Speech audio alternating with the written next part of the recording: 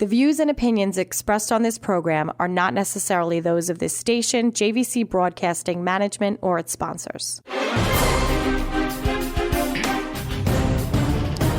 Good morning, Mitch Goldberg here. Money in the Morning with Mitch Goldberg on LI News Radio 103.9 FM. I'm feeling good. I'm feeling bouncy because it's a special show today. You know, we talk about money, investing, markets, borrowing.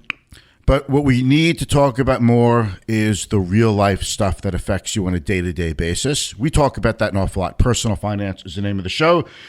You work hard for your money, and we just want your money to work hard for you to get the most out of every dollar because it could help you get the most out of every day of your life. I have a special guest today. He is in the family, in the LI News family, radio host of a show called It's Just a Mortgage with Tim Kennedy.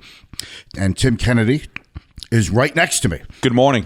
Good morning. He's here and he's going to talk to us about reverse mortgages, and I'm going to ask him a couple of questions, and some of them could be a little softball, but some of them are going to not be so softball, but we're going to work him into it. Be gentle, Mitch. Okay? Be gentle, please. You know, he is a guest, and you guys know I just get into the deep stuff and I don't hold back.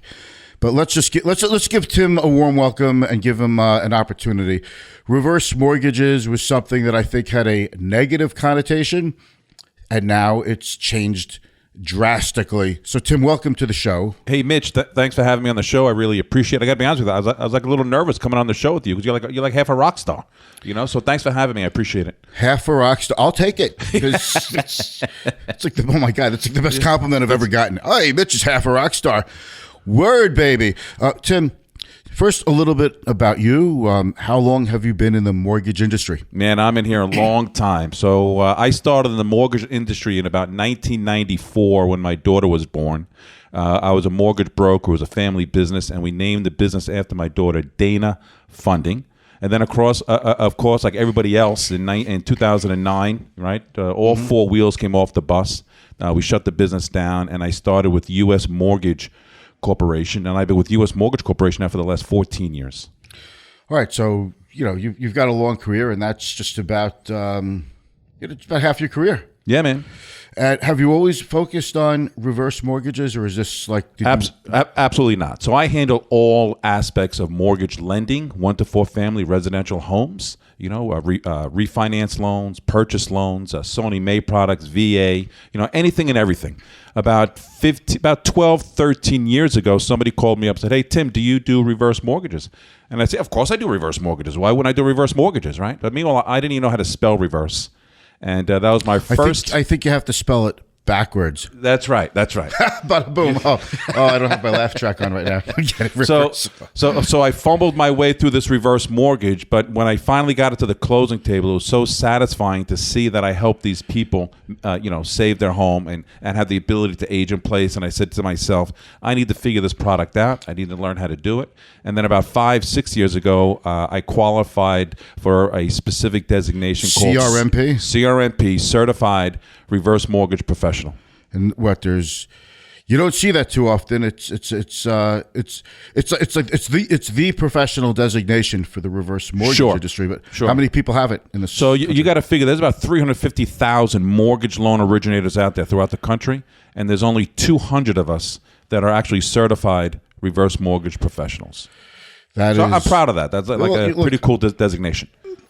For anything, I mean, credibility, and I think for someone like me, the continuing education component is critical because clients come up to me and they ask me, who do you use for a mortgage? Who should I use? What options do I have? Yep. So let's get into it. You said the magic words, age in place, because we talk about mostly getting ready for retirement. That is the number one financial goal. I mean, we talk about college planning, buying a second home, buying your first home, but retirement is really the main goal. It's what we work our whole lives for, right? Accumulating wealth so we'll be able to retire relatively comfortably, right?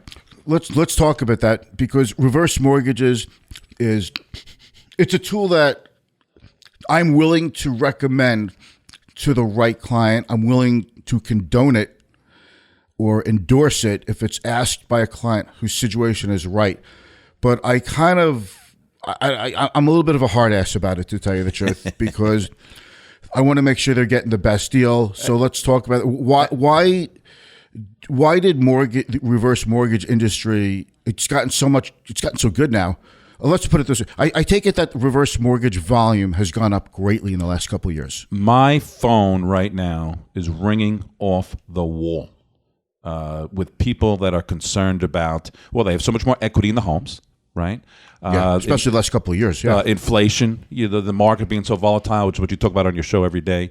They're concerned, and they're concerned about how they're going to live later on in life in retirement, and how can they do that in the most tax efficient way. Okay, so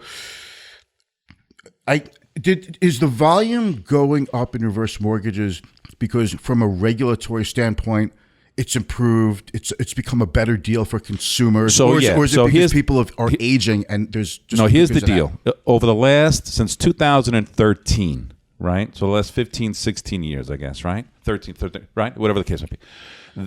It's evolved, but it really picked up speed about 10, 12 the mortgage years ago. Industry, FHA, HUD, they've really made a concerted effort to make the reverse mortgage a much more safer product. Prior to that, right, a reverse mortgage, you took all the money out at once. It was a very high interest rate. There was a lot of closing costs, and you don't pay it back until either you pass away or move out of the house. So that increase, it compounded too fast, too rapidly, and it ate up the equity in the homes. Over the last 13 years or so, they put a mechanism in place to protect the equity in the home so it doesn't grow, like the mortgage balance doesn't grow as fast as it would have in the past. Not only that, but it put provisions in to protect the non-borrowing spouse. It's put provisions in as a financial assessment. Years ago, if you were breathing and owned a home and over the age of 62, you qualify for a reverse mortgage. Now we're going to look at your income, we're going to look at your credit, and we're going to make a financial assessment. Do you have the ability and the willingness to pay your bills? More importantly, do you have the ability and the willingness to pay your taxes and insurance? And you have the ability to understand what you're getting involved with. Yeah, well, that's why, yes, 100%. Okay. So it's, I take it that as the population gets older and more and more people want to age in place, I take it that that's helped create demand for it, and I feel that the regulatory environment that's more stringent has improved the feeling of safety, of comfort, I should say, with this. Right? Well, the quality of homeowner is much different than it was years ago. For example, if you don't demonstrate that ability or the willingness to be able to pay your taxes and insurance and pay your bills, well, then you may not qualify for a reverse mortgage. And at that point in time, you may have to sell that home and relocate. But for the most part, you have to be a relatively decent borrower to qualify for a reverse mortgage today. Right. It's not just you have equity in the house. We have to look at your credit score and how similar is it to just the regular mortgage underwriting process? Well, again, it's totally different, right? It's a financial assessment. So we're not looking at a specific FICO score. We're not looking at a debt to income ratio. We're looking at, are you paying your taxes and insurance? Are you paying your bills relatively on time? It's all about an assessment. And after the fact, after you have the reverse mortgage, at the end of the month, is there enough money to put food on the table, gas in the car, and pay your taxes and insurance? That's what we're concerned about. Because the biggest problem with the reverse mortgage years ago, when we gave you the reverse mortgage, you still weren't able to pay your taxes and insurance, and that's why they went into foreclosure. It wasn't because of the reverse mortgage; it was because they still didn't pay the taxes and insurance, and that was the problem. So now they created this financial assessment to make sure that those taxes and insurance gets paid. All right, so we talked about what's been done to sort of fix the industry. I want to ask you some of the use cases for me in my world of being a financial advisor, and I'm a financial advisor for over 30 years. So we're like two, old guys sitting here. But we look good, Mitch. We look good. Yeah. I'm 55. Someone said to me, "You're not even middle age anymore." Like I'm past. I don't know. I don't know what middle age is. I got a couple of years on you though. So you do? Okay. Well, we'll just leave it at that. So one of the use cases I think of reverse mortgages, if you're in the position of having to need to claim Social Security and you're 62 years old. Great topic. Okay. We all know that if you could wait till you're 70, you get a much bigger Social Security benefit, a monthly benefit, and it lasts for the rest of your life. And it is a very big difference. The whole concept of bridging Social Security is huge. It's a great conversation to have. So you could use your reverse mortgage money. It doesn't create a cash flow issue because you're not actually paying the money back. It's just paid back when you sell the house. Sure. So it amortizes over that time, but when you sell the house. So a bridge issue is a huge one in my book. Delaying Social Security is huge. Okay. I can't believe the music is playing right. I knew this was going to happen. We're not going to have as much time as we want. You're listening to 103.9 FM LI News Radio, Money in the Morning with Mitch Goldberg. My special guest is Tim Kennedy from the LI News Radio show. It's Just a Mortgage. We're talking about reverse mortgages. We'll be right back after these very brief and important messages.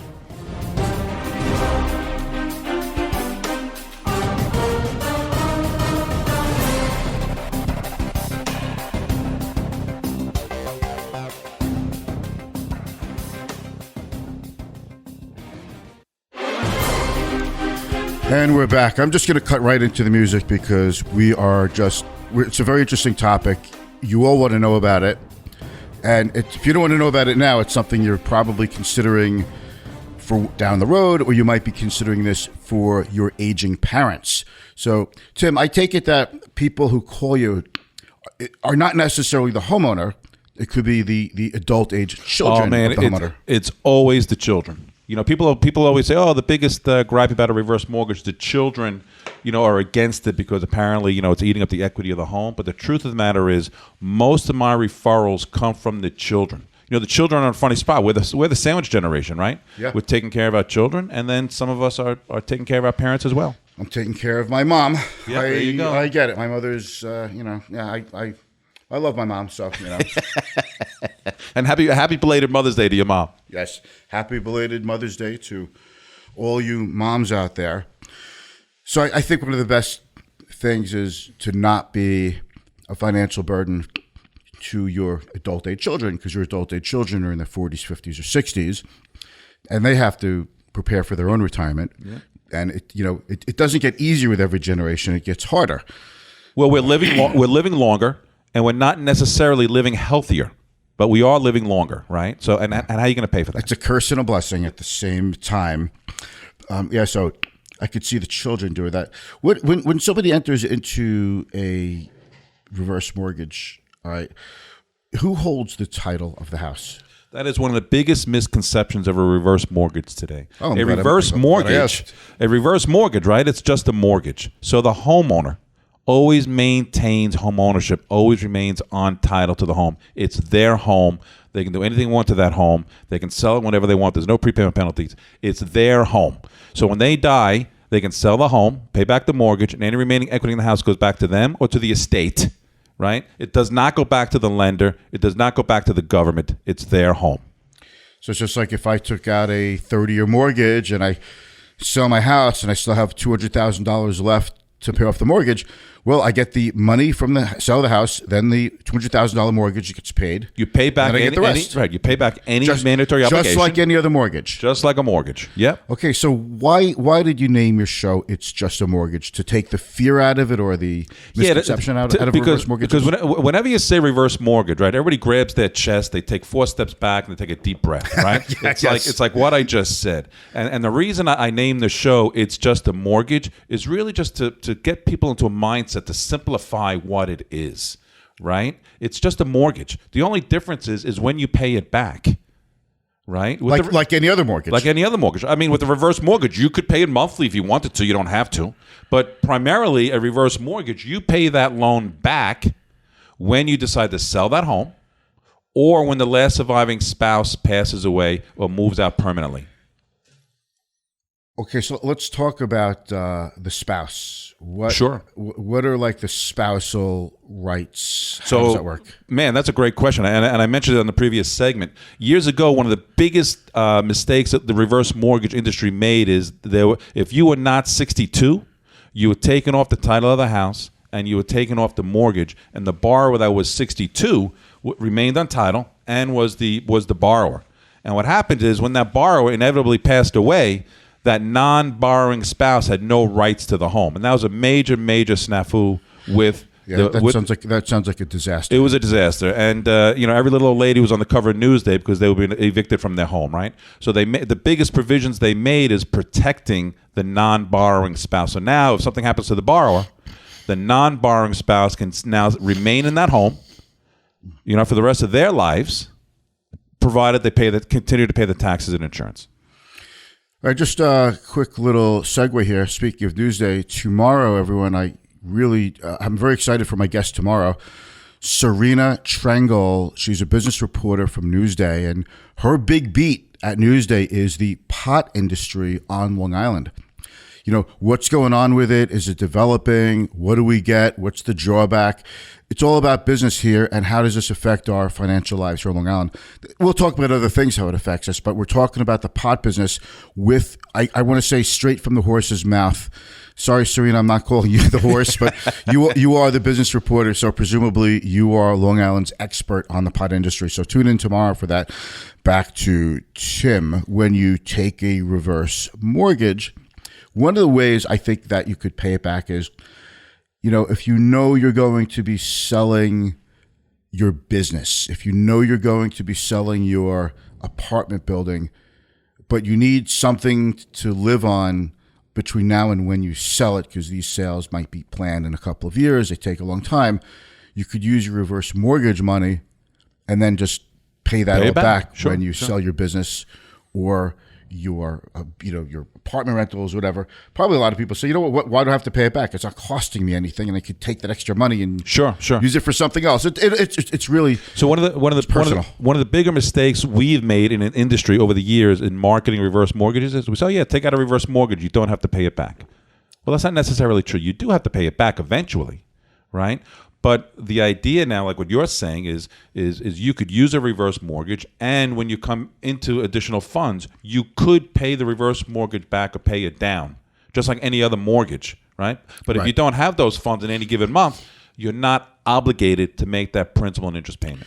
Now, I take it when somebody gets their documentation for a reverse mortgage, it gives them an example, like in 10 years, if you don't pay any of it back, you'll owe this. It'll actually give them an example so they could see for themselves what the cost will be, how Mitch, it'll all add up over time. They get a stack like 4 or 5 inches thick of disclosures, right? Because it's a government loan, right? When you deal with the government, right, everything's a triplicate.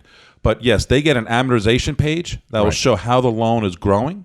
And Mitch, I know you and I have discussed this, but it also has as a category of the line of credit on a reverse mortgage. The line of credit on a reverse mortgage has a guaranteed growth rate factor to it. So it will show if you leave the money on that line of credit, it will show how that line of credit increases over the years and how you have access to more money later on in life. Yeah, I heard of it. Is that because presumably the mortgage company or the lender is factoring in appreciation of the house? No, so the way the way the reverse mortgage is structured, it's based over of a particular rate, and the rate is given to the whole number, that whole principal limit. So if you qualify for a $300,000 reverse mortgage, it has a specific rate to it, right? 7%, right? So the money you borrow, you're being charged 7%. The money you haven't borrowed yet that's sitting on the line of credit is also growing at 7%. Okay. So how cool is that? Yes. Is that common? Is that like a standard feature? That's a standard feature on the FHA home equity conversion mortgage, aka reverse mortgage. And what is? I understand for 2023 the dollar amount went up of the appraised value of a house you could borrow on. It's like 1.1 million or something now. Yeah, FHA has these loan limits or appraisal limits. In a reverse mortgage world, we call it a max claim amount, which is $1,089,000 today. How much is it? $1,089,000. Okay, so it's exceeded the $1 million mark. Yeah. So what's cool about that is you could buy a $2 million house, right? We could talk about reverse purchases real quick. You could buy a $2 million house, put $1 million down. I could finance $1 million, and you could move in a $2 million house without a principal interest payment. That's something else, right? Yeah. That is, or you could just buy the house with 20% down, $2 million house, and then all of a sudden get a big reverse mortgage on that. But it depends on the equity in the house, of course. No, my point is you could purchase that home with the reverse mortgage, reverse for purchase. Reverse for purchase. That is another way to use these. I have more questions to ask you. I hear the music. Wow, that went coming fast. in. Holy cow. I told you this when it's an interesting topic, it goes by very fast. So Mitch, here you go, folks. Mitch, I may have to come back, man. You will have to come back. Tim, when is your show on? It's on Mondays, 3 p.m. on LI News Radio, 103.9, and it's the name of the show. It's Just a Mortgage.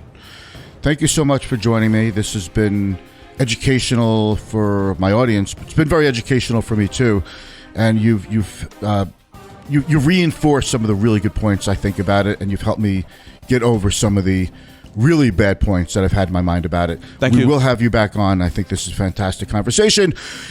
Signing off, Money in the Morning with Mitch Goldberg on LI News Radio 103.9 FM. We'll be back tomorrow. Have a great day.